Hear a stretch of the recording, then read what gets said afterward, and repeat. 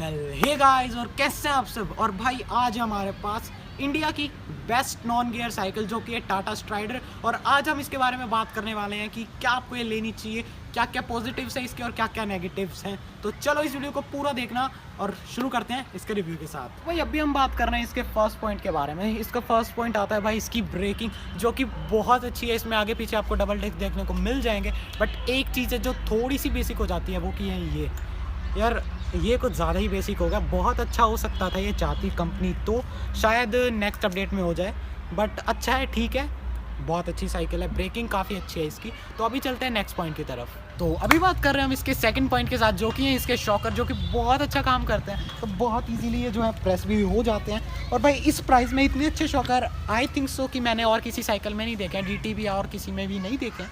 तो बहुत अच्छे शॉकर हैं और बेस्ट शॉकर कहूँगा शायद इस प्राइस के अंदर। मेरे को ज़्यादा नहीं पता है, बट बहुत अच्छा काम करते हैं ये।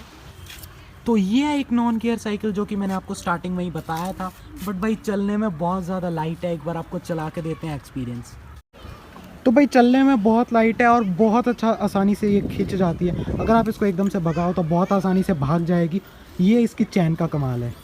तो भाई अभी चलते हैं हम अपनी नेक्स्ट पॉइंट की तरफ, जो कि है इसका पेंट। इसके अंदर आपको देखने को मिलेगा मैट पेंट, जो कि बहुत ज़्यादा अच्छा लगता है। और इस पर स्ट्राइडर लिखा हुआ नेक्स्ट लेवल लगता है। तो पेंट काफ़ी अच्छा लगता है, बट इसकी एक नेगेटिविटी होती है इस पेंट की कि अगर इस पर स्क्रैच लग जाए ना तो बहुत बुरा लगता है भाई वो।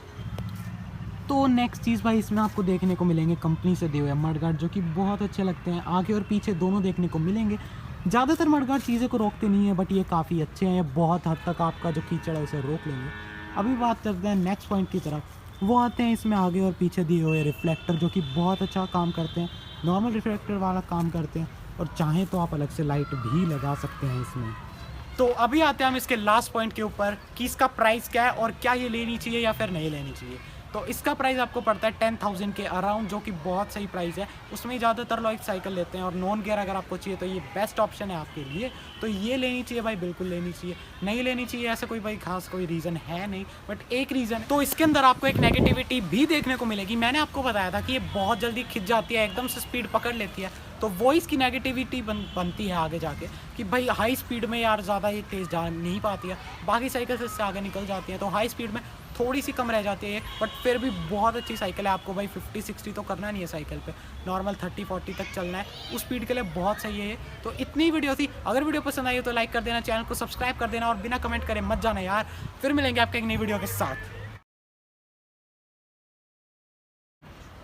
तो अभी बढ़ते हैं इसके नेक्स्ट पॉइंट के स्टार्ट। अभी जा रहे हैं हम इसके नेक्स्ट पॉइंट की तरफ, जो कि है इसका मैट पेंट। और भाई बहुत अच्छा दिखता है ये।